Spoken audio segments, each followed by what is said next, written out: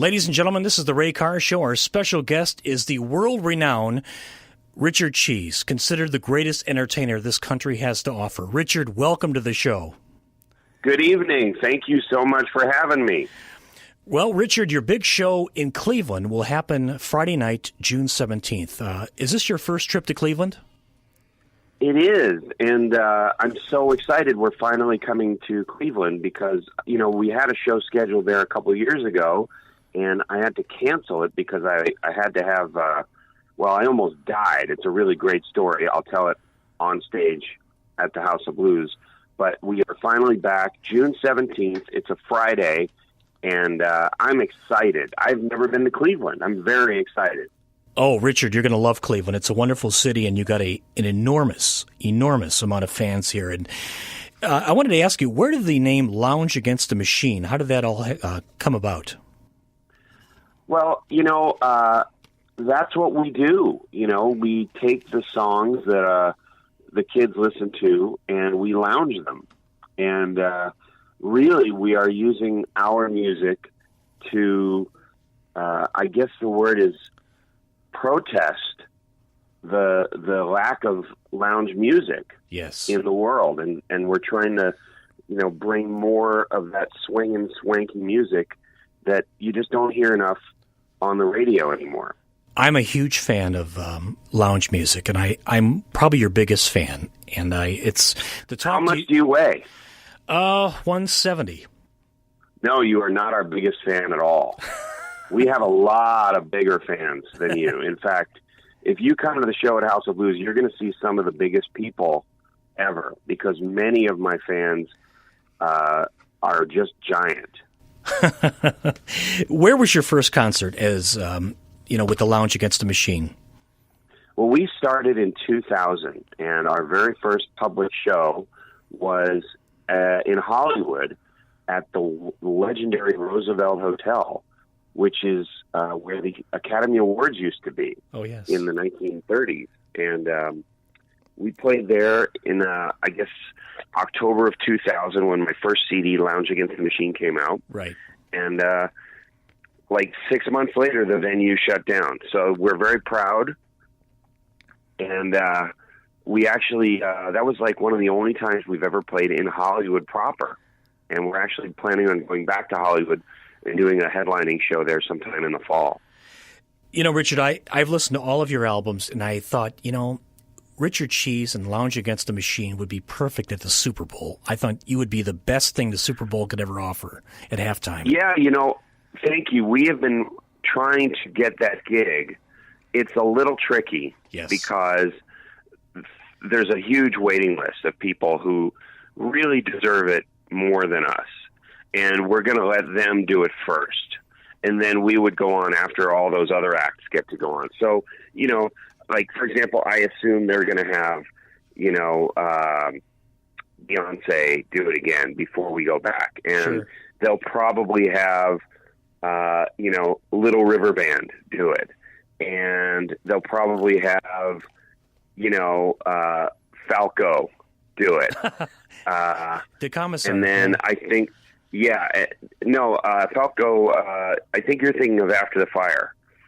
Falco did Rock Me Amadeus, and he is dead. Right, exactly. But there are so many other artists who deserve it, and we're going to let them do it first. And then, probably in 2090 is when we'll get to do the Super Bowl. Richard, a lot of people that I know, I've turned your music on to a lot of people that I know, and they said, wow, this guy's incredible. Like, for instance, the album, The Lounge Awakens. It's a live performance doing a lot of the Star Wars stuff. And what gave you the idea? We did that live on Tatooine. We went to the original Mos Eisley Spaceport Cantina, and we did a show there, and we recorded it live. And it's a tribute to all the fabulous people, at the Star Wars Cantina. And that CD came out in December when The Force Awakens movie came out, and that's The Lounge Awakens. And it's been really, really popular. A lot of people who, love Star Wars love that album. Your version of Rebel Yell is better than Billy Idol's. Well, that's funny because I love Billy Idol. He's great, and he actually headlines in Vegas right now. He's doing a residency at a venue in Las Vegas. And, that's the amazing thing about music is that eventually everyone ends up in Vegas. And that's where we play all the time. We just announced 2 shows in Vegas in July. We're playing July 9th and 10th at the Golden Nugget. So Billy Idol plays right down the street in Vegas. So we're going to be hanging out with him. And he's sort of, becoming a lounge act in his, later career. And that's where everyone ends up. Do any of the artists mind that you cover their songs in a loungeified way? No, we've had really positive response. Many of the artists are actually fans of my band. We're so lucky that, the lead singer of the band Slipknot is a fan of Richard Cheese and Lounge Against the Machine. Beck is a fan. I understand that Kesha is a fan. One of my buddies who actually helped us record one of our songs, the lead singer of Slipknot, he's a scary, crazy guy. Slipknot's this insane band. But we covered one of their songs, and his name is Corey Taylor, and he is such a huge fan. He did a duet with me. Oh my God! On an album a couple years ago called Lava Palooza. So we're very happy that these rock stars like what we do. We obviously like what they do. That's where we get these great songs we get to record. It's always amazing to me when you're able to transform a rap song or a song like from Slipknot and turn it into such a great loungeified classic. It's almost like, oh my God, you're almost like a genius doing this. Well, I have the greatest band in the world. My piano player, Bobby Ricotta, is a phenomenal arranger, and we sit down together and listen to the songs. And, the thing about rap music or rock music or anything, the bottom line is there's a song in there. Everyone knows that there's a song underlying these tunes. You look at a tune like Gin and Juice by Snoop Dogg, and there's a melody in there, and there's music, and there's a beautiful lyric, and that's what we take, and we just play them with different instruments and drink a little more during the recording session, and that translates it into that lounge style. And that's why we're so lucky to be living right now. There's so many great, great songs coming out every day. You look at Drake, this guy who does this Hotline Bling song, which, it's a beautiful melody, and we recorded it on our album and our new CD, Supermassive Black Tux, which came out a couple months ago. And we're going to be performing that on June 17th at House of Blues and a bunch of other new songs. Shake It Off. Yeah, Shake It Off. Taylor Swift just announced she's single again. And, everyone knows I'm madly in love with her. And I know she's in love with me. She sends me messages all the time through her songs and her recordings. I hear the messages.